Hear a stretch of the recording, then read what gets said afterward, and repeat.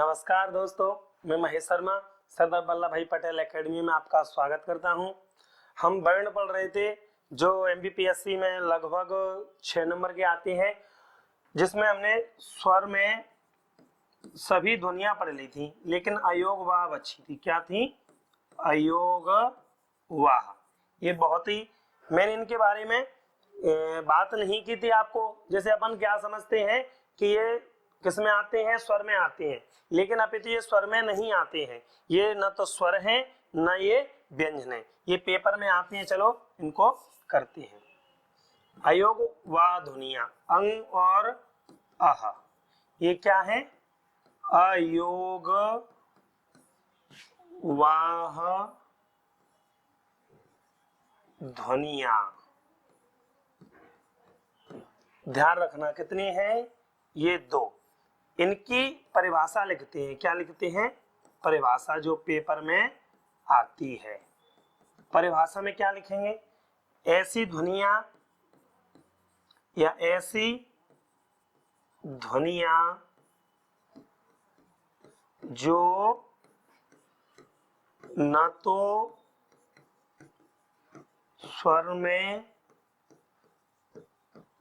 आती है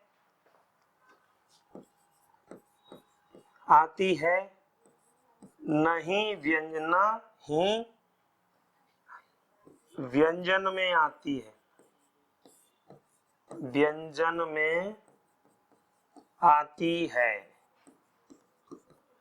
अपितु इसका प्रयोग दोनों में करते हैं। दोनों में करते हैं। कहने का तात्पर्य यह है कि ये ध्वनियां न तो स्वर कहलाती है न व्यंजन कहलाती है। जैसे मैं लिखूं आपको क, तो क्या क्या है इसमें? अगर बिंदु लगा देंगे तो क्या बन जाएगी? कंग, तो इसका प्रयोग करते हैं। या जैसे अपन लिख सकते हैं कह, तो ये दोनों में नहीं आती है, तो इनका प्रयोग दोनों में कर सकते हैं। इनकी परिभाषा है क्या? ऐसी ध्वनियां जो न तो स्वर में आती है न ही व्यंजन में आती है, अपितु इसका प्रयोग दोनों में करते हैं। उन्हें क्या कहेंगे? उन्हें अयोग वाह ध्वनियां कहते हैं। ध्वनियां कहते हैं, उन्हें अयोगवाह ध्वनियां कहते हैं। ये तो परिभाषा हुई। अब इसको क्या बोलते हैं? इसका एक नाम है अनुस्वार। क्या है? अनुस्वार। और इसका एक नाम है क्या? विसर्ग। क्या नाम है? विसर्ग। ये क्वेश्चन पूछे जाते हैं पेपर में। क्या क्वेश्चन पूछे जाते हैं कि इनको क्या बोलते हैं? अनुस्वार। अनुस्वार की परिभाषा भी आती है कि, और एक आती है किसकी परिभाषा? अनुनासिक की परिभाषा आती है। इसको भी अपन लिखते हैं। चलो अब बात आती है अनुस्वार। क्या आती है? अनुस्वार। अनुस्वार में क्या आएगा? ओनली अंग। इसका प्रयोग हम नाक के द्वारा करते हैं।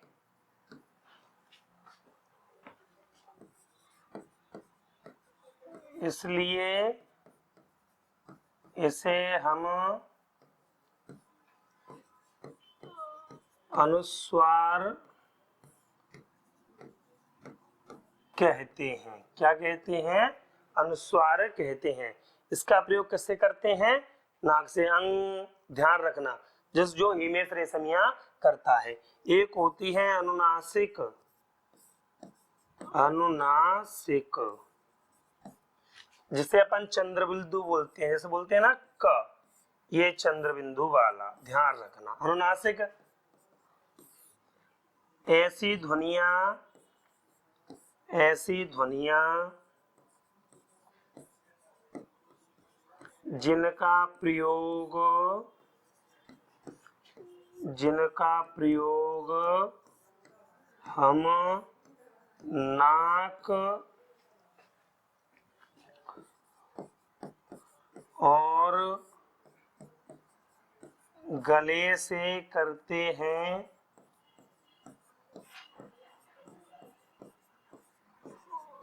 उन्हें हम क्या कहते हैं? अनुनासिक ध्वनियां कहते हैं। अनुनासिक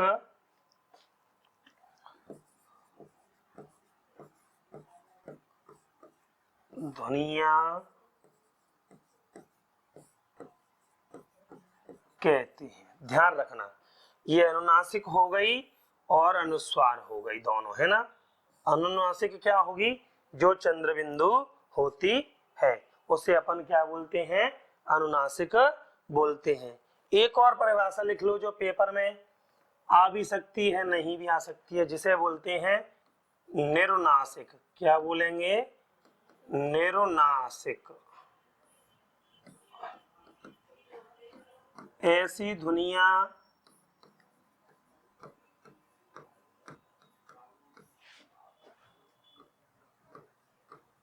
जिसका प्रयोग न हम नाक से न गले से करते हैं, गले से करते हैं, उन्हें हम निरुनासिक ध्वनियां कहते हैं। निरुनासिक ध्वनियां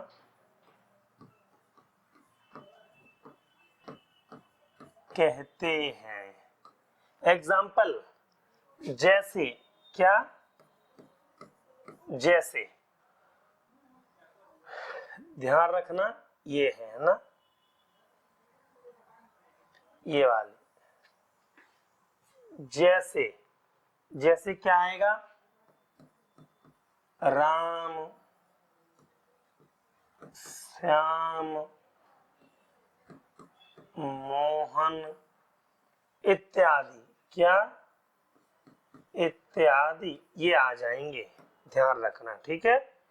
इसमें अपन इनको कर सकते हैं। और अनुस्वार क्या होगा? इसमें भी एग्जाम्पल लिख लो। जैसे अंगूर, कंबल,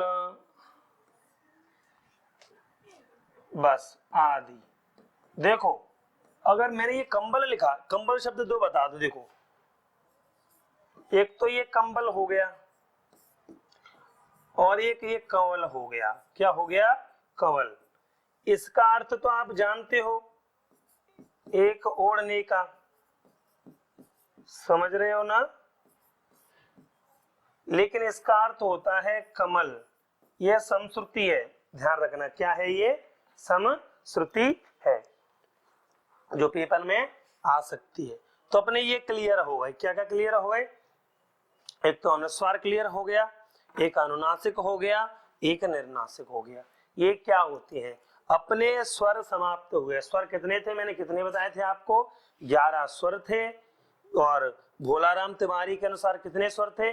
भोलाराम तिवारी के अनुसार स्वरों की संख्या थी 10। वो री को स्वर नहीं मानते। संस्कृत में कितने स्वर थे? संस्कृत में स्वर थे 13, जिन्हें संस्कृत में स्वर व्यंजनों को अच और हल कहा जाता है। क्या कहा जाता है? अच और हल कहा जाता है। आइए आज हम पढ़ते हैं व्यंजन, जो बहुत ही महत्वपूर्ण टॉपिक है।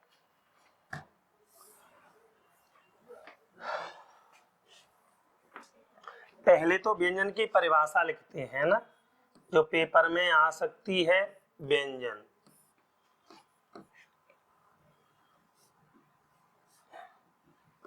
ये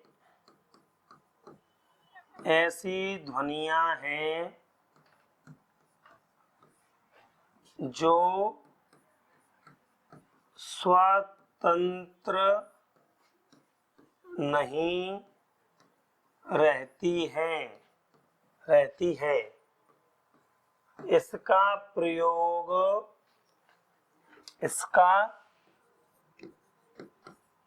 प्रयोग हम स्वरों की सहायता से करते हैं। स्वरों की सहायता से करते हैं। ये पूरे मुख की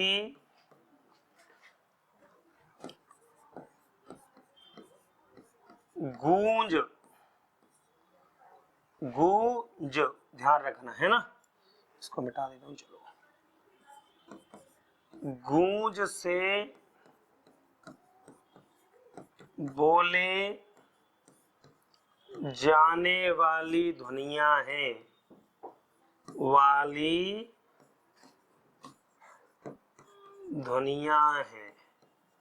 ये तो इसकी परिभाषा हुई जो पेपर में पूछी जा सकती है, जिसके आपको 3 नंबर मिलेंगे। अब बात की जाए कि ध्वनियां कितनी थी पूरी, मैंने कितनी बताई थी आपको, 52 थी। लेकिन व्यंजन कितने होते हैं? व्यंजन होते हैं कुल कितने, 39। देखो पेपर में आ सकता है, 3 क्वेश्चन हो सकते हैं। व्यंजन,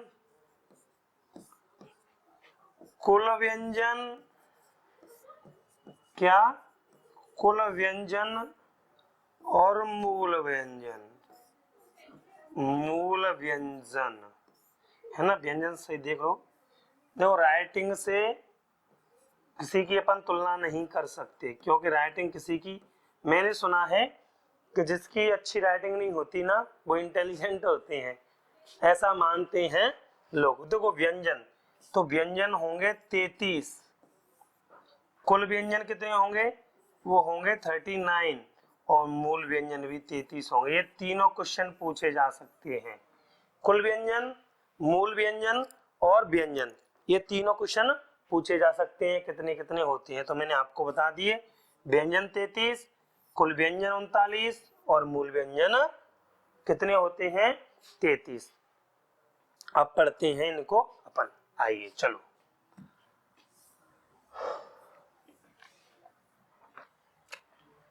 व्यंजन पहले लिख लें अपन, क, ख, ग, घ, अंग, च, छ, ज, झ, य, ट, ठ, ड, ढ, ण, त, थ, द, ध, न, प, फ, व, भ और म।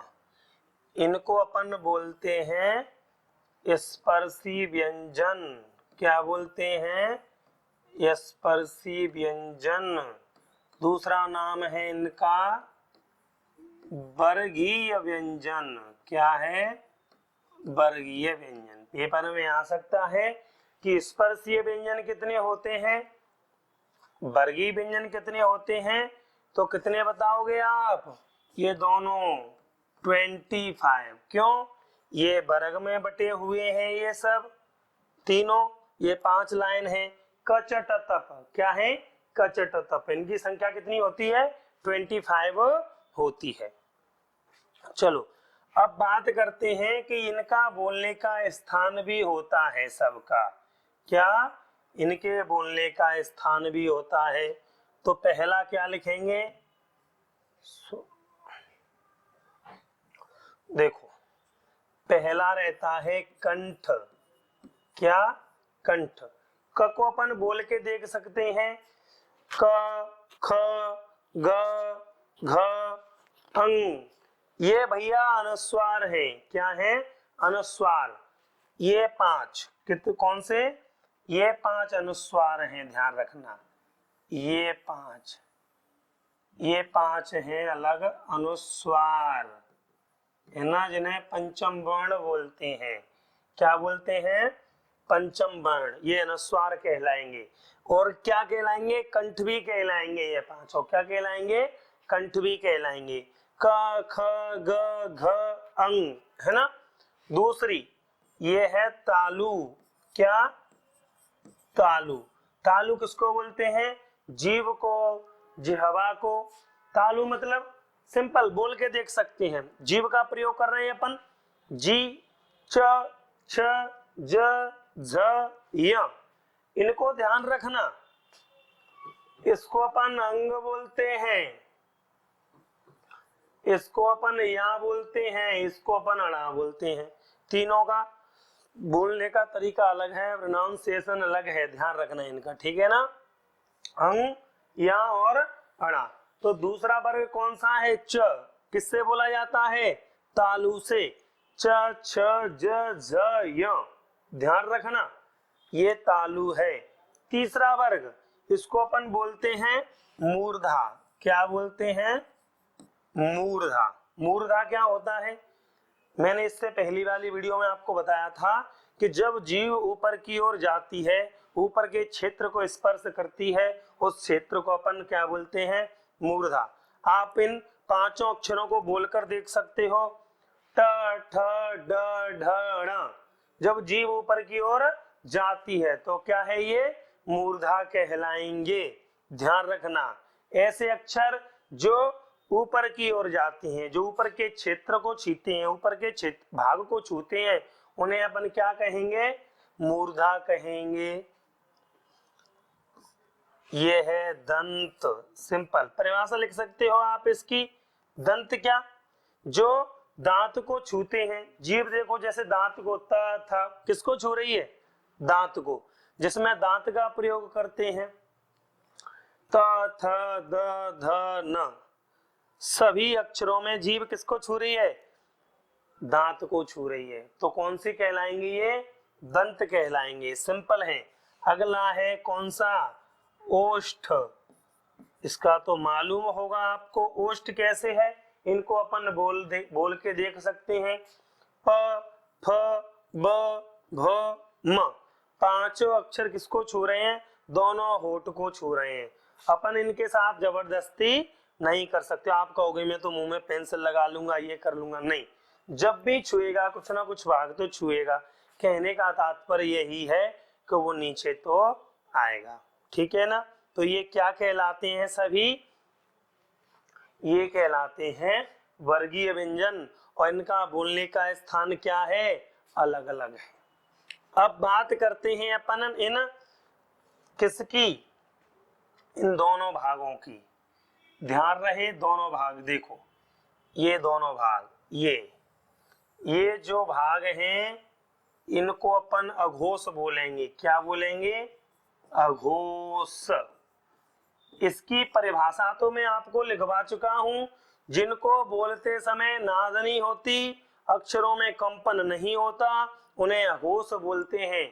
आ मतलब नहीं, घोष माने कंपन या नाद होना स्वर तंत्रियों में, उनको अपन क्या बोलेंगे? अघोष बोलेंगे। ठीक है भैया, क्या क्लियर है? ये अघोष। और ये कौन सी?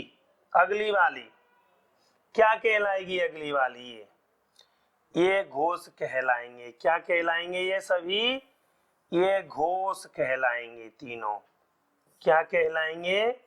घोष। देखो मैं इनको अलग अलग लिखवाता ना तो आप कंफ्यूज होते, तो इसी में मैंने आपको जोड़ दिया है। क्या? ये सभी घोष क्या होते हैं?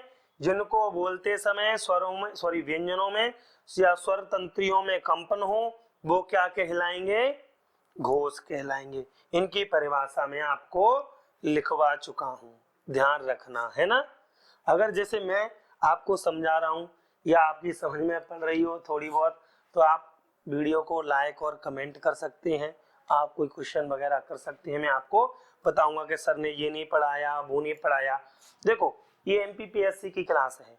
एमपीपीएससी की क्लास में इतना पर्याप्त है, क्योंकि एसआई में बहुत ज्यादा टिपिकल आता है, डीपली आता है, उसमें कुछ भी क्वेश्चन कर सकते हैं, लेकिन एमपीपीएससी में नहीं आता। एमपीपीएससी की हिंदी इतनी टिपिकल नहीं है। तो इनको मैंने क्या बताया था, आपको अघोष बताया था, पहला दूसरा वर्ग और तीसरा चौथा वर्ग क्या बताया था मैंने, घोष, ध्यान रखना। चलो अब इनमें एक और बात करते हैं, इसमें होते हैं अल्प प्राण और महाप्राण। अल्प प्राण महाप्राण क्या होते हैं, परिभाषा भी लिख सकते हो आप, आ सकती है। अल्प प्राण और महाप्राण क्या होंगे, ध्यान दो। अल्प प्राण और महाप्राण होंगे पहला, तीसरा और पांचवा। ध्यान रखना, पहला तीसरा पांचवा क्या है, ये है अल्प प्राण। क्या है, अल्प प्राण। मतलब जिनको बोलते समय कम ध्वनि निकले, कम आवाज निकले, उन्हें अल्प प्राण बोलेंगे। अल्प मतलब थोड़ा, प्राण मतलब वायु। बोलते हैं ना कि वो मर गया, उसकी हवा निकल गई। कहने का तात्पर्य क्या है, प्राण पखेरु उड़ जाना, है ना। बोलते हैं ना, प्राण पखेरु उड़ जाना, मर जाना, देहांत हो जाना, देहातीत हो जाना, और खेत रहना। क्या होता है, खेत रहना। ये सब किसके पर्यायवाची हैं, मरने के। अपमोचन, अपवर्ग। सुनो, तो ये अल्प प्राण हो गए। अब कौन से आपको दिख गया होगा, ये वाले, ये और ये दोनों। कैसे, ध्यान दो। पक फ किससे बनता है, पीएच से, और भ किससे बनता है, बीएच से। और ये किससे बनती हैं, देखो ये बनता है पी से, ये बी से, और ये बनता है एम से। तो ये तो सिंपल कैसे हैं, एक एक है ना। कहने का तात्पर्य ये डबल है, ये डबल है, तो ये क्या कहलाएंगे, ये कहलाएंगे महाप्राण। जिनको बोलते समय अधिक ध्वनि निकले, ज्यादा ध्वनि निकले, उसे अपन क्या बोलेंगे, महाप्राण बोलेंगे। किसी को कोई डाउट हो तो मेरे को पूछ सकता है। क्या बताया मैंने आपको, थोड़ा रिवीजन करवा दूं आपको। पहले तो मैंने इनको स्पर्शी व्यंजन कहा, जिनको वर्गीय व्यंजन कहा। दूसरा पॉइंट कहा था कि इनको जो वर्ग है ना, उनके कोई ना कोई स्थान होता है बोलने का, जिसमें मैंने आपको पहला कंठ बताया था, दूसरा तालु बताया था, तीसरा मूर्धा बताया था, चौथा क्या बताया था, दंत, पांचवा ओष्ठ बताया था, जो आपके सामने है। फिर मैंने पहला वर्ग और दूसरा वर्ग क्या बताया था मैंने, पहला दूसरा वर्ग अघोष। अघोष ध्वनियां क्या होती हैं, जिनको बोलते समय क्या ना हो, स्वर तंत्रियों में कंपन न हो या नाद न हो, उन्हें अघोष ध्वनियां कहते हैं। वो आपको मैंने स्वरों में भी पढ़ाई थी और व्यंजन में भी है। उनकी परिभाषा अलग रहेगी, सिर्फ स्वर और व्यंजन चेंज हो जाएंगे। और अघोष जिनको बोलते समय स्वर तंत्रियों में कंपन होता है, उन्हें अपन क्या कहते हैं, घोष कहते हैं। उसके बाद मैंने क्या बताया था आपको, अल्प प्राण और महाप्राण। अल्प प्राण जिनको बोलते समय कम ध्वनि निकले, कम सांस निकले, कम प्राण निकले, उसे अपन क्या बोलेंगे, अल्प प्राण बोलेंगे। और जिनको बोलते समय अधिक वायु निकले, अधिक प्राण निकले, उसे क्या बोलेंगे, है महाप्राण बोलेंगे। देखो आपको रिवीजन तो करना पड़ेगा, मेहनत तो करनी पड़ेगी, मेहनत का कोई पर्याय नहीं है। आपको रिवीजन सिंपल सा है, देखो आप नहीं, मैं भी भूल जाऊंगा अगर इनका रिवीजन नहीं हुआ, क्योंकि देखो मैं तो पढ़ाता रहता हूँ तो मेरे दिमाग में चीजें बनी रहती हैं। अगर नहीं पढ़ाऊं तो मैं भी इनको भूल जाऊं। बोलते हैं ना कि मुश्किलें दिल के इरादे आजमाती हैं, स्वप्न के पर्दे निगाहों से हटाती हैं, हौसला मत हार गिर कर वो मुसाफिर, ठोकरें इंसान को चलना सिखाती हैं। ठोकरें तो ठोकर मिलेगी जब ही सीख पाओगे। मुझे उम्मीद है कि आपको ये चीजें समझ में आ गई होगी। अपन आइए आगे बढ़ते हैं, आप इसका स्क्रीनशॉट ले सकते हो, ठीक है ना। चलो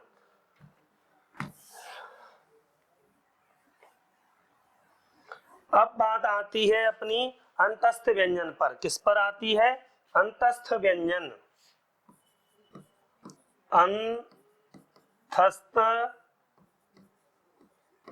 व्यंजन, अंतस्थ व्यंजन क्या होते हैं, इसकी परिभाषा लिख दो। वैसे तो पेपर में नहीं आते, पर लिख लो, ऐसे व्यंजन ऐसे व्यंजन जिनको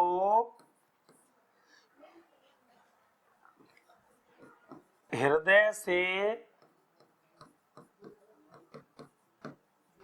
बोला जाता है उन्हें अंतस्थ व्यंजन बोलते हैं। क्या बोलते हैं? अंतस्थ व्यंजन बोलते हैं। ठीक है, अब इनमें कौन कौन से आते हैं अंतस्थ व्यंजन में? ध्यान रखना, इसमें आते हैं 4। कौन कौन से? एक तो आता है य, दूसरा र, तीसरा ल और ये व। ये कौन से हुए? अंतस्थ व्यंजन हो गए। कौन से हैं ये? अंतस्थ व्यंजन हो गए। अंतस्थ मतलब हृदय से बोले जाने वाले। पहला जिसमें क्या होगा? पहला और चौथा जिसमें होगा संघर्षहीन। क्या होगा? संघर्षहीन, है ना? ध्यान रखना, इसको भी क्या बोलेंगे? ये भी संघर्षहीन होगा, संघर्षहीन। ध्यान रखना। और इनका दूसरा नाम है अर्धस्वर। क्या है? अर्धस्वर। इनको भी अपन क्या बोलेंगे? अर्धस्वर बोलेंगे, क्योंकि इनको अपन किसमें? स्वरों में भी प्रयोग किया जाता है। य और वह जिसमें अ निकलता है। नायक जैसे बोले ना अपन, नायक तो क्या होगा? नई प्लस अक, तो स्वर और क्या होंगे?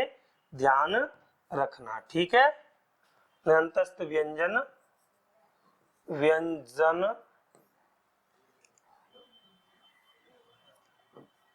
व्यंजन कहते हैं। ओके, इन्हें क्या बोलते हैं? संघर्षहीन और अर्धस्वर। इसका अगला नाम क्या है? इसको बोलते हैं प्रकंपित। क्या बोलते हैं? प्रकंपित, या जिसे बोलते हैं लुंठित, या तीसरा नाम है इसका कंपन जात। क्या बोलते हैं? कंपन जात बोलते हैं। किसका नाम है ये? इसी का, जिसे अर्धस्वर, अर्धस्वर तो ये था, ये वाला। इसे प्रकंपित क्यों बोलते हैं? कि इसको बोलते समय क्या होता है? कंपन होता है। बोल के देख सकते हैं जीव में, र। क्या? र। तो क्या होता है ये? इसको अपन प्रकंपित, लुंठित या कंपन जात बोलते हैं। अगला आता है ल। इसको अपन बोलते हैं पार्श्विक। क्या बोलते हैं? पार्श्विक। पार्श्विक क्यों बोलते हैं? जिसको अपन पीछे से, यहां से गले के स्थान से बोलते हैं, उसे अपन क्या बोलेंगे? पार्श्विक बोलेंगे। और एक इसको अलग से बोलते हैं, जिसको बोलते हैं अपन दंतोष्ठ। क्या बोलते हैं? दंतोष्ठ, है ना? और एक और नाम लिख दूं, न, ल, र, स और ज।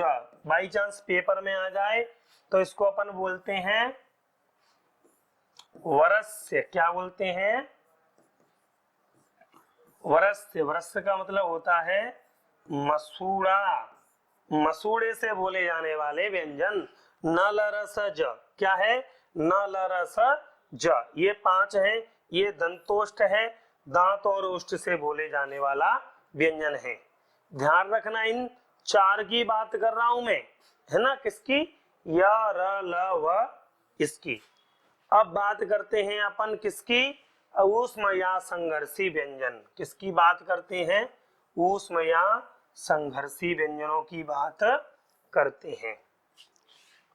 ऊष्म या क्या बोलते हैं? संघर्षी व्यंजन। इसकी भी परिभाषा लिख दें, ऐसे व्यंजन जिनको बोलते समय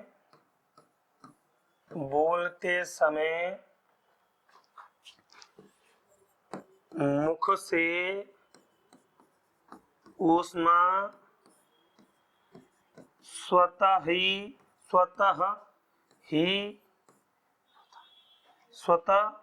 बाहर आती है,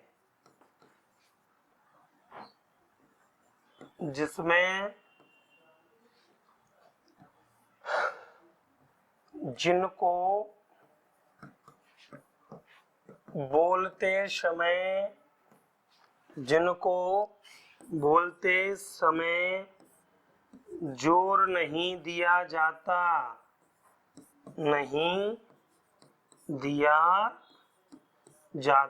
है।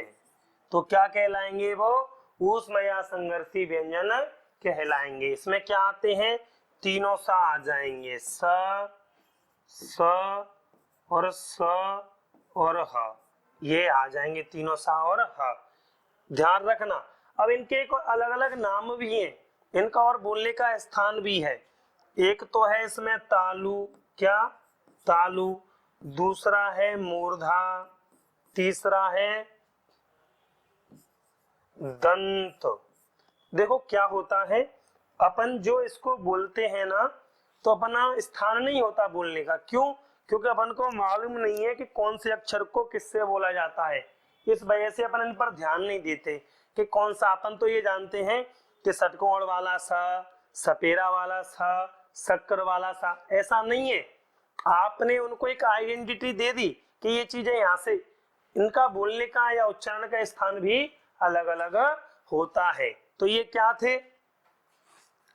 तालु, मूर्धा, दंत। मैंने आपको एक क्रम लिखवाया था। किसमें लिखवाया था? वर्गीय व्यंजन में, जिसमें था कंठ, तालु, मूर्धा, दंत, ओष्ठ।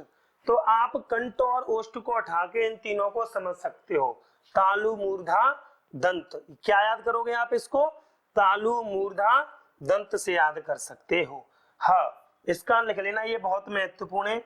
हस को अपन, ह को बोलते हैं अपन उरस्य। क्या बोलते हैं? उरस्य।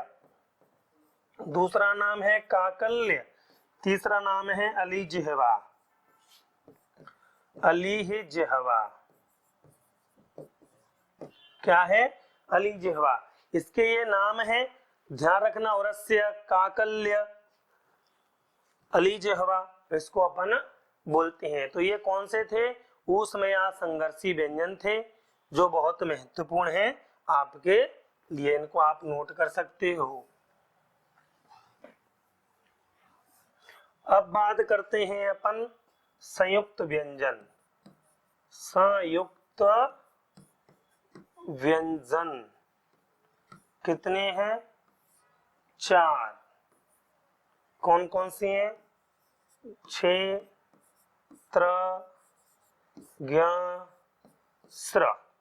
ऐसे व्यंजन जो दो अक्षरों से मिलकर बने होते हैं, जिन्हें अपन क्या कहेंगे?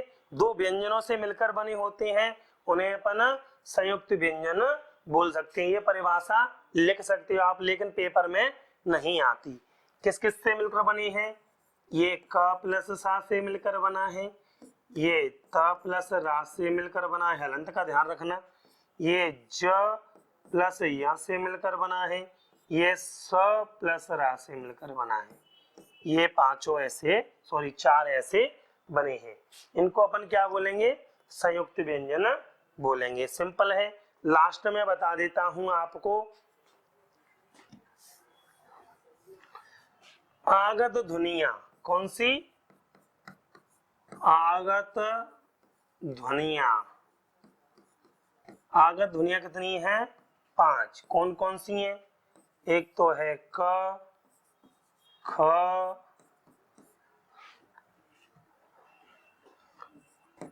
ग, एक है ज, एक है फ। ये आगत ध्वनियां हैं। कौन सी हैं? आगत। कहने का तात्पर्य है, इनका प्रयोग अपन उर्दू अरबी में करते हैं। जो लोग आक्रांता थे, जिनने हम पर आक्रमण किया था, उन्हें अपन क्या बोलते हैं? आक्रांता बोलते हैं। वे इन्हीं शब्दोक्षरों को लाए थे, इस वजह से इनको आगत ध्वनियां बोलते हैं। अगला लिख लो, उत्क्षिप्त व्यंजन। क्या है? उत्क्षिप्त या द्विगुण। क्या है, द्विगुण व्यंजन। कितने होते हैं, एक तो होता है ड़, एक होता है ड।